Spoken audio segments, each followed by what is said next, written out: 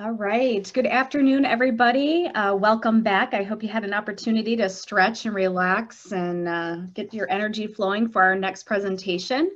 I'm happy to introduce our next two speakers, which work for Prevention Works. We have Alex Rodriguez, and he has been a prevention educator with Prevention Works for nearly 2 years now.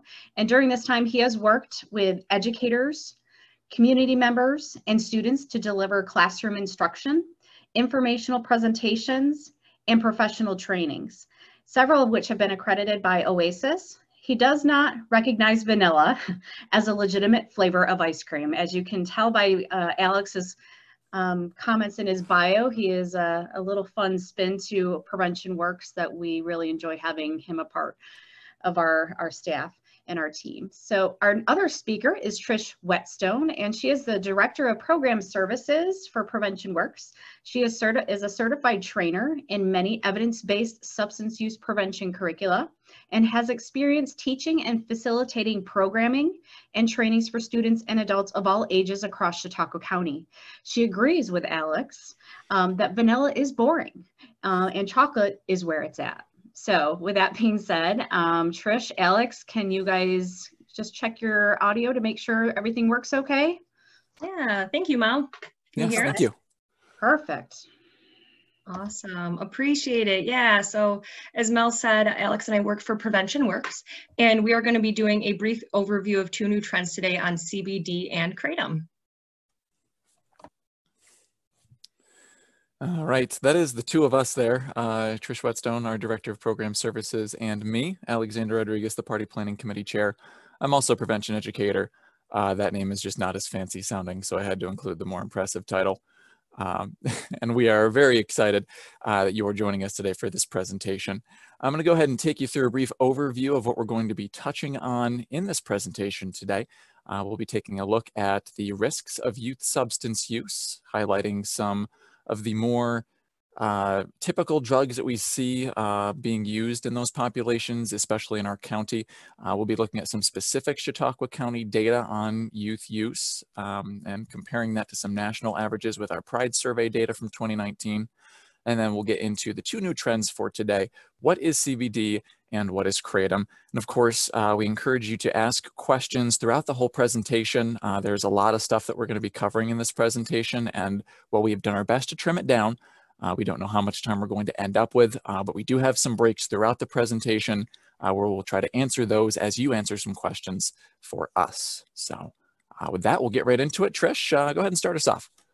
Thanks, Alex. Yeah, so as Alex mentioned, we are going to start by talking about 3 substances, alcohol, nicotine, marijuana, just as a review that these are really the most prominent, most common within our young people. And we're in the field of prevention, so we really want to prevent use in young people. And what we find is that these are more readily available because of their legality or the increasing legality, like marijuana. And we know, even though they're legal, that status does not necessarily mean that they're safer, and that there are really extensive effects of all of these substances that are psychoactive on the natural healthy development of the brain, which we know does not develop fully until age 25 or so. And we do know that most addictions develop before the age of 25 or 18 even. So when we flood the brain with chemicals such as these, it puts us at risks for something more risky like an addiction later on. And if you've been to any of our current trends trainings in the past, you might remember that we talked about some new trends with these drugs. Even though they've been around for a while, we're starting to see things like alcohol-infused ice cream and pop brownies and suckers and flavored e-juices, and the fact that, you know, we can really vape any substance, not necessarily just nicotine. And the way that these substances are now starting to be marketed and manufactured towards such adaptability, it really increases the appeal of these substances and lowers the perception of harm, especially for young people. So I want us to keep this whole thought in mind while we're looking at our new trends today, CBD and Kratom. But first, we're going to go over some data from our 2019 Pride Survey data conducted by our Hope Chautauqua Coalition. All right, so as you can see here, we have some information from 8th, 10th, and 12th grades in our county that is presented in white, compared with the Monitoring the Future data, which is the national average that we are comparing with. for this presentation. And you'll notice the highlighted numbers are areas where our county is higher than the national average. You'll notice that with alcohol across every reported grade level, we are higher by a fairly significant margin, 10% or higher across the board. With cigarettes, about 5% higher, and marijuana, about 3% higher.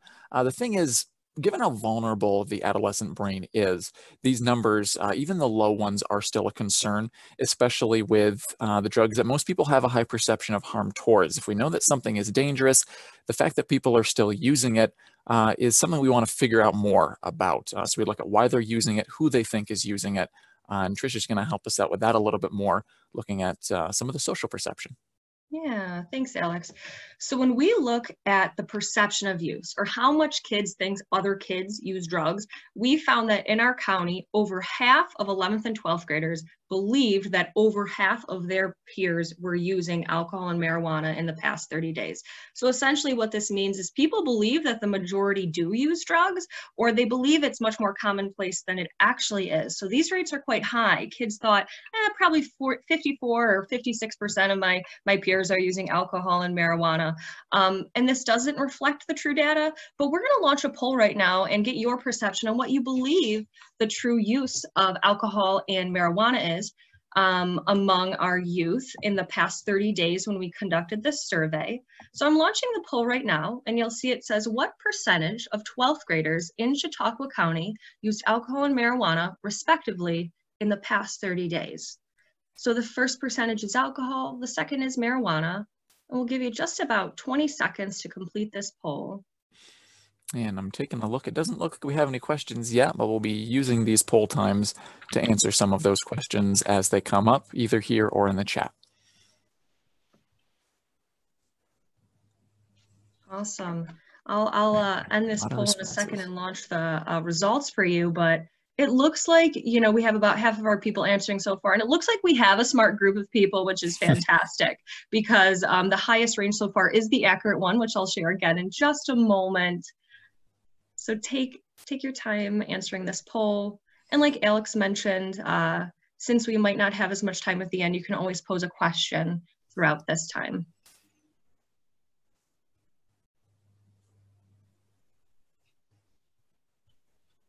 All right, it looks like our responses are tapering off, so I'm going to end it there. And the results here are accurate. 40% of people, our participants here today, thought the rates were 37.5 and 24.5, and that is indeed correct. So on the next slide here, let me just get my presentation back up. We see that the actual rate of alcohol use and marijuana use in the past 30 days for 12th graders was 37.5% and 24.5. So it's under 50%, which is fantastic. However, we would really like these rates to be much lower. It would be fantastic if it was 0. And really in prevention, we work to get these rates lower and lower. But what this reflects is that our perception of how much people are using, especially when we're young, is a lot higher than what the rates actually are. Now, we're going to turn our view now to look at the perception of harm or perception of how risky these drugs are, and Alex will take us away with that.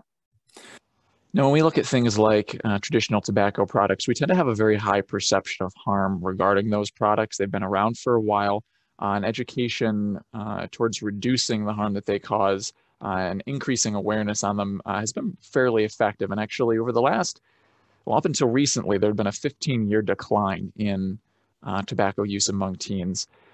Recently, we've seen an uptick in that due to vaping devices, and we're going to compare two different vaping methods to see how the perception of harm changes when we introduce maybe some unfamiliar concepts or unfamiliar substances to a substance that we would typically think is more dangerous. And while vaping itself is a newer phenomenon, when we compare vaping to traditional cigarettes and the nicotine that they contain and a lot of the similarities chemically, we tend to see that students, as you can see by the data here, have at least a slight or moderate idea of the risk behind these products, or at least 30% of them think there is at least a slight risk, an additional 30% think there is a moderate risk, and an additional at least 20% think that there is a great risk across 8th, 10th, and 12th grades. Now we're going to take a look at what happens when we introduce something that we don't know as much about, cannabinoids specifically. Trish, what do we have? Yeah, Alex. So we can see here that actually the rates of kids who think that vaping marijuana would be risky is lower than what it is when we're talking about something like nicotine. And there is a higher percentage of kids as well that believe there would be no risk involved with vaping marijuana. So we found 10th graders, over 25%, over a quarter of them thought there would be no risk involved with vaping marijuana. And this question is really getting at recreational use of marijuana, or what we're going to call THC, tetrahydrocannabinol, the psychoactive component of marijuana. We're going to break down the other cannabinoid today, cannabidiol. And what is interesting, though, is that there is a little bit of confusion about the differentiation between these two things. We know overall, when we're talking about cannabis or marijuana in general, there tends to be a lower perception of harm than other substances like nicotine and alcohol as well. So we're going to keep this in mind as we shift our focus now to talking about CBD. But I am going to launch another poll here. And we just want to hear from you guys. How would you pronounce the scientific name for CBD? Now, I, as you had heard, say cannabidiol. That's choice B. Alex, how do you say it? Choice A here? Cannabidiol. Cannabidiol. So if you're on team Alex, you can A. And then if you're on my team, you can choose cannabidiol. So we'll give you a little bit of time. Oh, Alex, it's fluctuating back and forth. I can see it. Oh yeah. Boy, it looks like you might have this one though. I don't take it too personally. Oh boy. We call it CBD for short anyway. It's a long mouthful, but yeah. Well, and you know what's interesting? We'll give it just a couple more, maybe 15 more seconds for some more votes in here. But I heard it pronounced cannabidiol, and that's like, it's pronunciation's a learned behavior, right? I never knew how it was pronounced. That's what I heard. But believe it or not, I think when we looked it up, Alex, yours was what Google said was correct, I believe. Oh, I honestly don't remember. It sounds more scientific to me. Cannabidiol versus cannabidiol. I don't know. It sounds more 66%. Do you agree with me though? I will concede. I will concede graciously.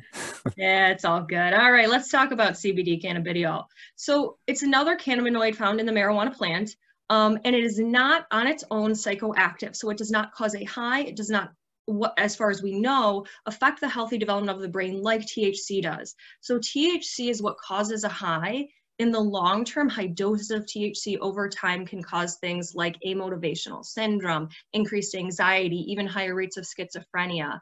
And that's really why we look to prevent marijuana use in kids, because of that THC. Alex is really going to go in depth with CBD, but I just want to give you guys a little background. I'm sure you are not a stranger to seeing CBD advertisements such as these on the screen, out in public, really, really common in our popular culture.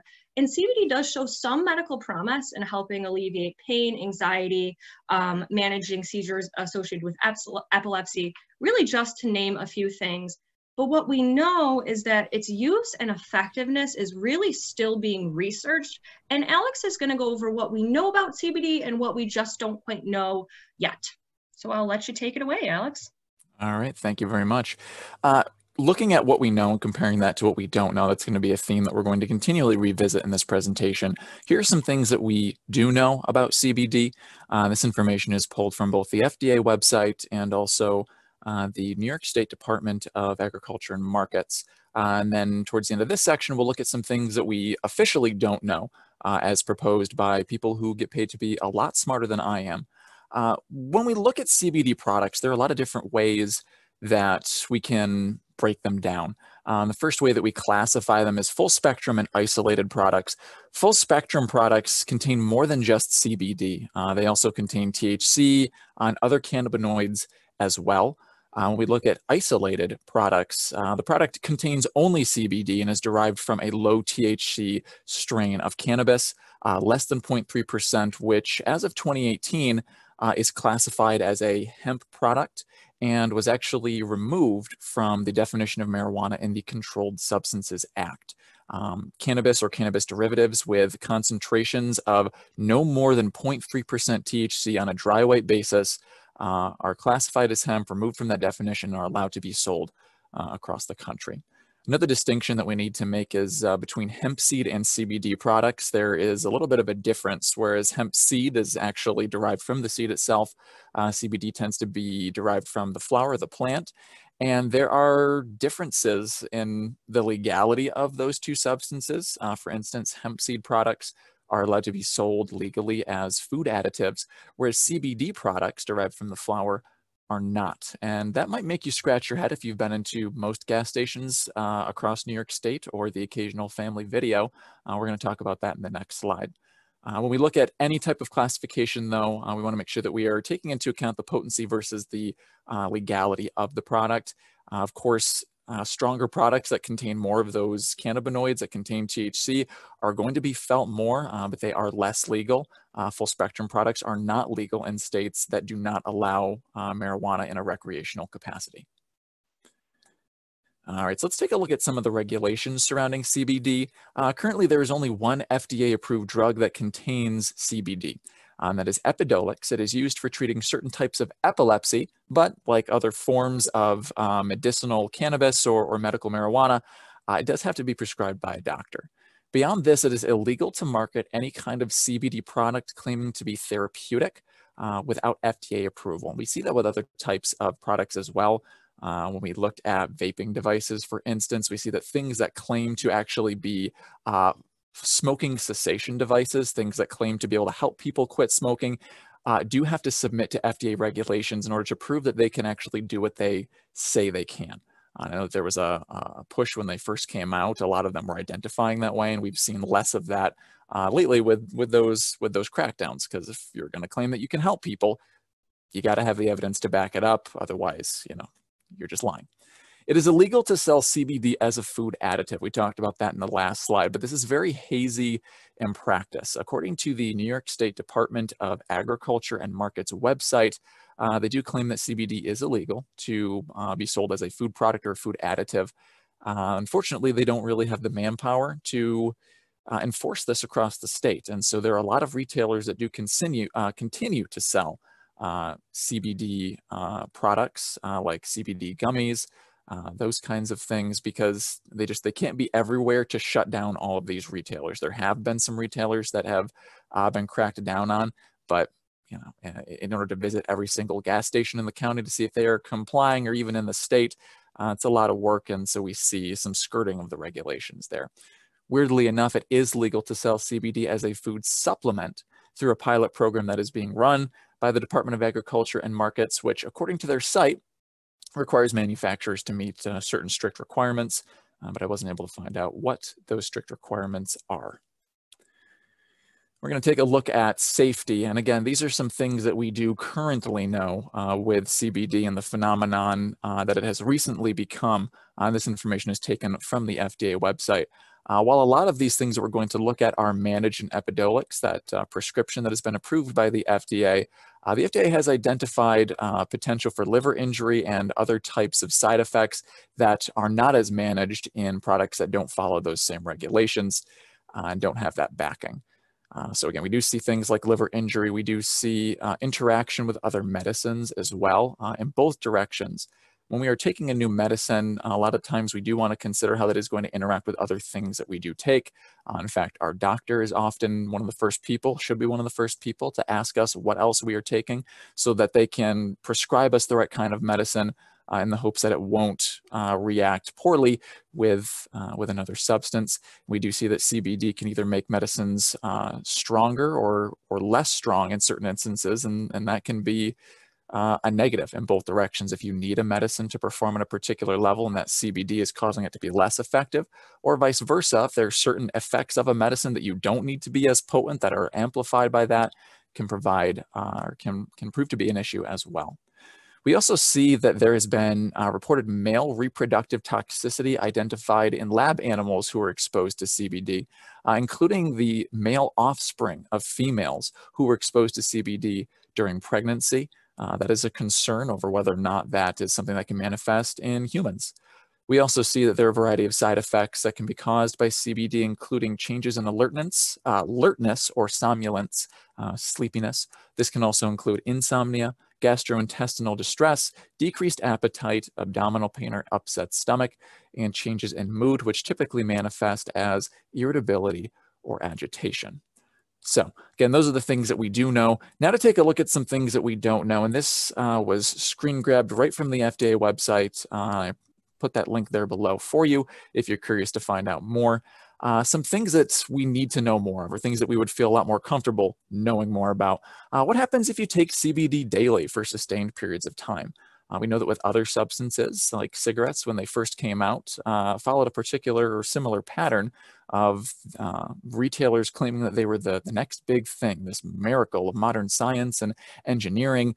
We've come across advertisements that said that cigarettes were capable of curing things like asthma and hay fever. And of course, we know that that is not correct. But a lot of people jumped on the bandwagon before the information came out 10, 15, 20 years later to say, hey, long-term use of these products can actually cause cancers and things that are really harmful to the body. We don't know if that's something that could occur with CBD over a long period of time. What level of intake triggers the known risks associated with CBD? In addition to the risks that we looked at in the last slide, there is also the potential for THC to show up in the body, specifically in the urine as well, when CBD products are used. And because of that, hemp products like CBD oils and other things are not allowed. Their use is not allowed in branches of the armed forces. Because of its capability to show up or manifest as THC, and we're not sure at what intake level that can happen. We also want to know how different methods of consumption affect intake when we look at marijuana and the different ways that it can be taken in a smoked form, an edible form, even a vaped form. We see that those different methods are going to affect the body in different ways or at different speeds. And with the variety, similarly, of CBD products, we want to know how that experience could differ. We want to know what the effects of CBD could be on the developing brain, because again, a lot of our focus is on that developing brain. Most addictions that occur before the age of 18 because of how vulnerable the developing brain is in those adolescent stages. What are the effects of CBD on the developing fetus or the breastfed newborn? Again, looking at that male reproductive toxicity or things that can be transmitted because of exposure to CBD to newborns. What are the effects of CBD when it interacts with herbs and other plant materials? Of course, that reproductive toxicity can occur in humans, as it's been reported in the studies of animals. So a lot of things that we don't know. And as we continue to look at both this and Kratom, we want to make sure that you are being smart consumers or smart professionals with the information that we do know versus what we don't know. And while we're not saying never ever use this, we do want to caution people because there's a lot at stake. Why take a risk with something that we don't know a lot about? And I'm going to go ahead and turn it over to Trish for Kratom.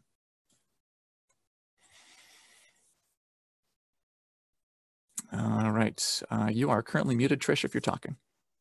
I know. I was trying to get my mouse to work and it wasn't. So thank you for that, Alex. No problem. Yeah. And Alex brings up some fantastic points here on his last slide.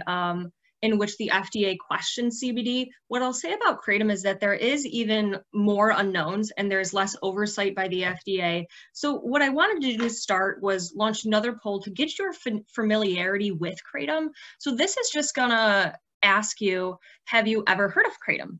Have you seen it sold within the community? Maybe do you actually know someone who uses Kratom? We just wanna get your perception on your familiarity with Kratom.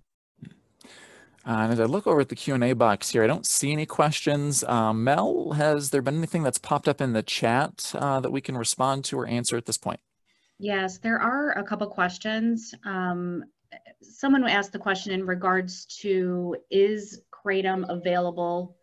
They've seen it in the community, and is it legal for kids to purchase? Yeah, so I'm going to be reviewing that in just a moment, so hold tight. Okay. All right, anything else? No, I think that was it. All right, fantastic. Thank you so much. And so it looks as though our poll has kind of tapered off with our with people responding. So I'm going to end this and share results. And it does look like the vast majority have never heard of Kratom. So it's fantastic because I get to be the first person to tell you anything about Kratom. And but quite a few of you have seen it sold within our community, and I'll address that briefly. And then some of us, maybe even a smaller minority, know someone who uses Kratom. So it is becoming more prevalent, and we thought it was important to discuss because it is a new trend, even within our own community. So thank you so much for that.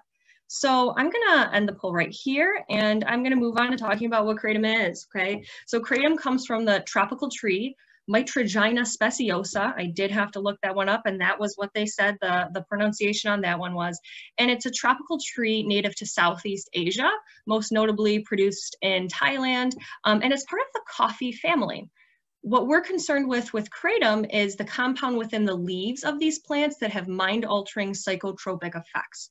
So Kratom has actually been around for centuries, used in religious ceremonies and different cultures, but it is currently of legal status in New York State, and it is sold within our local community in Jamestown as well. And some of the regulations on this are kind of hazy, like Alex pointed out with CBD, so I'll go over that further. But let's look at kind of how Kratom comes up. What are Kratom products? Kratom can be sold and made in many different forms, just like CBD, just like marijuana products. Most typically, though, it is this green, fine, powdery substance, typically drank as a tea or even just consumed or added as a supplement to yogurt, whatever. And it's typically green, but there are other strains of Kratom, both red and white, and they have differing effects. But Kratom can also be sold as oils. It can be smoked and vaped. It can be eaten as an edible form, made in also food supplements as well. So we do see this adaptability when it comes to Kratom. So let's talk about what Kratom, how it reacts within our brain. So there are two compounds in the leaves, mitragynine and 7-hydroxymitragynine. And interestingly enough, these compounds actually interact with opioid receptors in the brain. Now remember, I said Kratom is part of the coffee family, so it does not come from the poppy plant. It is not opium, but it reacts within the same receptors in the brain. So some of the effects are a sedating type effect, like an opioid, maybe used to manage pain or experience some sort of pleasurable high or euphoria. That's typically in higher doses of Kratom, but the strain can differ with this as well. What's interesting, though, is we find in lower doses of Kratom, it actually causes more of an alertness. So when we look at the short-term effects of Kratom, it varies drastically depending on the user, how much they're using in the product that they're buying. So some products are advertised like a coffee to promote energy, focus, concentration. What we found is that that's typically the lower concentrations of the mitragynine, typically the green or white type Kratoms, while the red Kratom, the higher concentration, tend to have more of that sedating, relaxing, pain relieving effect. And it's a pretty fast working drug, so typically people can feel the effects within 10 to 20 minutes of ingestion. And those effects can last anywhere from 90 minutes to 5 to 7 hours. And what we know about Kratom is that we just don't know a lot, and we don't really know why this happens. So I like to relate this to marijuana or the cannabis plant because we know marijuana acts as a stimulant, it acts as a depressant, and it acts as a hallucinogenic drug. And Kratom is similar in that way as well. And what we know about a drug that has various effects like that is that it is going to affect everybody very differently. The effects are not predictable. It's going to depend on the person's unique biochemistry. If they have previous mental health concerns or they use other substances, we're going to look at how Kratom interacts with other substances in just a moment. And really the dose and the amount of Kratom really does matter. However, there's not a lot of regulation behind how much people are using. So let's look at the various list of side effects associated with Kratom. So if we're talking the stimulant-like side effects, users have experienced anxiety, irritability, aggression, while they've also maybe experienced nausea, sedation, constipation, or itching associated with the depressant effects of Kratom. And users have also experienced things from hallucinations, delusion, psychosis, to more serious physical effects like significant weight loss, seizures, and even liver damage. Now, I want to make a really important point here that there have been no clinical trials of Kratom in humans. So all of this data that we've collected from the National Institute on Drug Abuse, the National Institutes on Health, is purely observational based on hospital records of what has happened to people who used Kratom and really user experience and a little bit of research with experimental animals. But that's really kind of why there's this unpredictability and we have these long lists of side effects. Something really notable when we're talking about our work here at Prevention Works and working with youth is that Kratom has been shown to have addictive potential. Users can experience or develop a tolerance to Kratom, so they need more and more of it. And there also has been withdrawal symptoms associated with Kratom as well. So looking at these withdrawal symptoms, muscle pain, tremors, depression, irritability, diarrhea, they're really similar to the effects of withdrawal from opioids. This is not surprising because we do know that Kratom acts on those opioid receptors within the brain. But what is very notable and important with this slide is that the newest kind of trend that we're seeing with Kratom is that it's used to manage opioid withdrawal or to treat opioid addiction. Now, it's been advertised in some outlets for this, and there are many users who truly believe that it's helped them with their experience. And again, it kind of makes sense that it would. But what we want to bring up, and this was, in so many of the talks today, our Fed talks, that Kratom is not federally approved. It's not approved by the FDA as a medication-assisted treatment to manage opioid withdrawal or addiction, like the ones that we know that have been supported by years of research. We're talking about methadone, buprenorphine, naltrexone. Kratom is not on that list, and in fact, there have been FDA warnings against Kratom. So bottom line here is if Kratom does show promise for opioid addiction and helping with that experience, we just really, really need some safe, consistent research to support this claim. But I want you to be aware that this might be one of the ways or reasons in which Kratom is utilized. So experimental animal studies have suggested that Kratom is probably less likely to be fatal than opioids, which is good. Not saying much though, because opioids are a pretty lethal drug, but it's probably not quite as potent. However, there have been deaths linked to Kratom. But oftentimes, investigative reports, toxicology reports find that there is other drugs within the system, like there is other opioids, and now we're flooding those receptors with opioids and Kratom, which enhance the activity of this part of our brain. Or maybe it's in relation, used at the same time as other prescription or over-the-counter drugs. So there needs to be a lot more research on how Kratom interacts with other drugs. Does it increase their potency? Does it increase their action within the brain? And kind of going off of that, there have been overdoses linked to Kratom as well, anywhere from 7 to 91, because again, we're not sure if these overdoses were specifically Kratom only within the system, or if it was Kratom interacting with another drug that caused that overdose. Now, when we look at the legality of Kratom, it has been banned in several countries and states within the United States, and I'll show a map in just a moment. And the reason for these bans is really kind of linked to that addictive property that it most likely does have. Its similarity to opioids, which is a very strong Schedule I substance, and also contamination within the manufacturing process. It's kind of, if we relate this back to marijuana again, Kratom's legal in some places, but it's illegal in a lot of other places, so there isn't a lot of great regulation behind manufacturing, so there can be contamination, poisonings linked to Kratom for that reason. And in fact, the DEA, the Drug Enforcement Administration, is considering labeling Kratom as a Schedule I substance. They've actually been considering this for a good couple of years, since like 2017, and haven't made it official yet, but our Schedule I substances are completely illegal, and they're claimed to have no legitimate uses in medicine. So opioids, opioids like heroin and cocaine are in Schedule I substances, but Kratom has not been classified as that just yet. Now, I do want to bring a different kind of perspective here. I want to bring this to your attention. The American Kratom Association is an association with really a good mission. They want to create the best regulations around Kratom so that it can help people get Kratom for their health and wellness. That's really the mission and a gist of this association. Now, the thing with the Kratom Association is that they don't really recognize it as a drug, but rather a supplement. And you can take with that what you will. You can visit their website and get some more information. But what we're concerned with, what I wanted to bring to your attention, was this part on their website under advocacy, where you can see Kratom by your state and what's going on with it. And we see from here that in New York State, Kratom is legal, okay? The red states right here is completely banned, completely illegal. And the brightest green is like legal and regulated.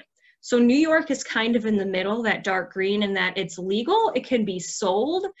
There's not good regulations though, because there have been some bills introduced to stop or prevent the sale of Kratom to minors. So that's recognized as a good practice. However, these bills have actually not been passed. So there aren't specific laws stating that people shouldn't sell to minors, or that that's technically against the law. So the American Kratom Association is looking to pass this Kratom Consumer Protection Act in multiple states throughout our country. And you can see New York is on their list for 2020, Pennsylvania, and our other neighbors close by us, Ohio as well. This is good news because the Kratom Consumer Protection Act is intended to put those regulations in place. Don't sell to minors. Let's kind of restrict maybe the dosage so it's not so high. Let's make sure it's manufactured in a safe way so it's not contaminated with salmonella. Great job. One other kind of perspective that we want to bring to light here, or bring to your attention, is that the more that a drug does become legalized, the more it is available, the more the perception of harm lowers, and the more likely that it is going to get in the hands of young people or youth. So we've seen that with alcohol, we've seen it with nicotine, we've seen it with marijuana, especially in states in which it is legalized, like Colorado, and we've seen rates among young people increase. So I want us to just all be aware of this, that if this passes and we see Kratom kind of rise, we could also see it rise in young people as well. Bottom line when it comes to Kratom is that it is a potentially unsafe drug, and we just really need more research, more oversight. The things that we're starting to see happen with CBD, we want to see that happen with Kratom, so we can really understand better the potential medical benefits. And just to reiterate, no clinical trials have yet been in place to research Kratom.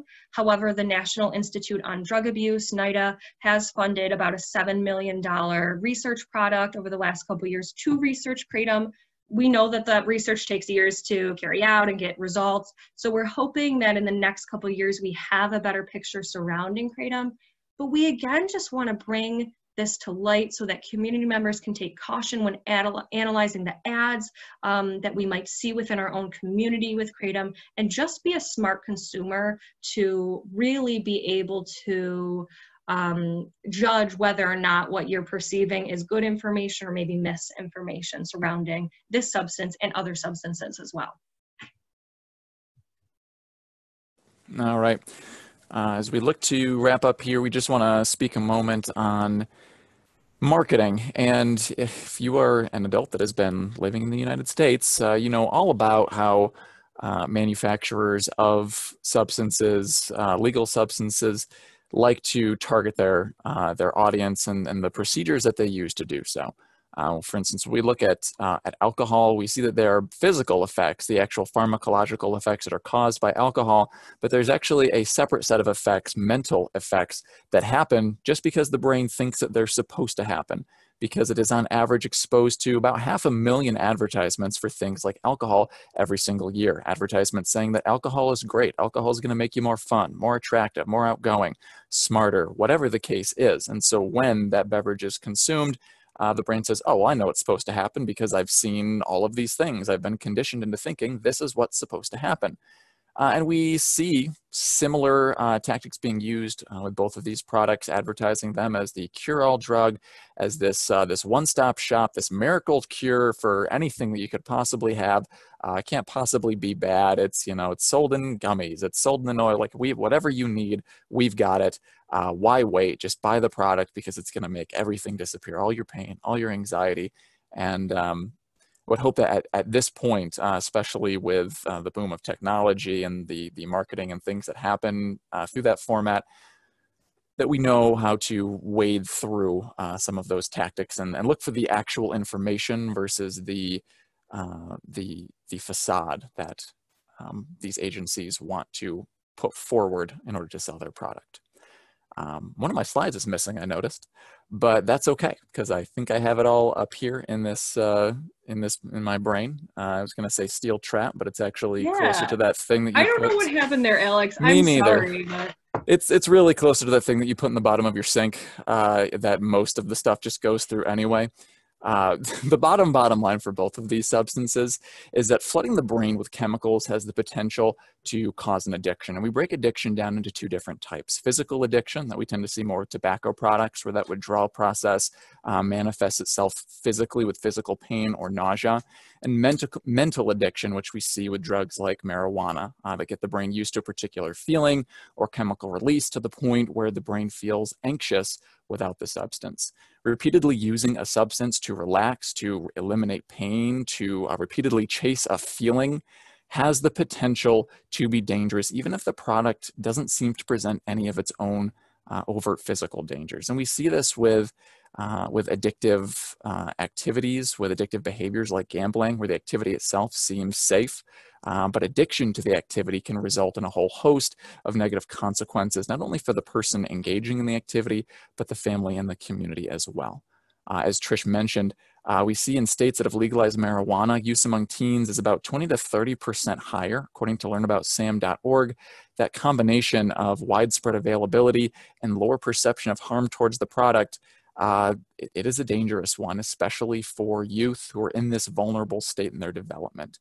We don't fully know the effects about these products. We don't fully know their capabilities, especially in the long term. So while we aren't saying never use them or you might as well start picking out your tombstone, we are advocating caution, and we encourage the community to stay informed so that we don't see a repeat of other harmful trends with CBD and Kratom.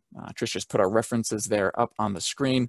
We really do appreciate you joining us for this presentation, and we'll look over at Mel to see if there are any questions that we can answer either from the chat or the Q&A box.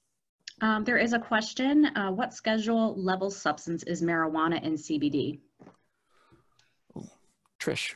That is a good question. I believe that marijuana federally. So federally, it is still, I believe, and the reason I'm saying I believe is because it could have changed since I've known last, but last I knew it was within the Schedule II substances in which it showed some medical promise. And again, that's like a federal, the DEA is federal. We know within states, it can be legalized for medicinal and recreational use as well. So I am not sure if the landscape of that has changed in recent months since I've seen that last. That is a good question. And I'm sure that we can absolutely look that up and get back to you on that, because that is a really, really, really great question. And hey, Trish. Yeah. I'll just interject real quick. I did look it up real quick, and it is still considered a Schedule I drug. It is still Schedule I. Okay. Yeah. DEA. Gotcha. Fantastic. Thank you for that, Mel. And the last thing I'll put up just while we're answering some other questions is our contact information for Prevention Works. And you know what? I can actually move this back to our slide with Alex and I's personal emails if you'd like to reach out to us for more questions. So I will do that right now, just so you can have our contact information. You can jot it down with great other questions like that, and we can get back to you. I would extend on that answer for CBD specifically by saying that full spectrum products would likely fall into Schedule I as well because of the chemical similarities and the presence of THC, whereas isolated CBD products probably would not be, since again they were removed from the definition of marijuana in the Controlled Substances Act in 2018. by that farm bill. So they would be something a little different. Again, another great question. Anything else, Mel, from the chat or otherwise?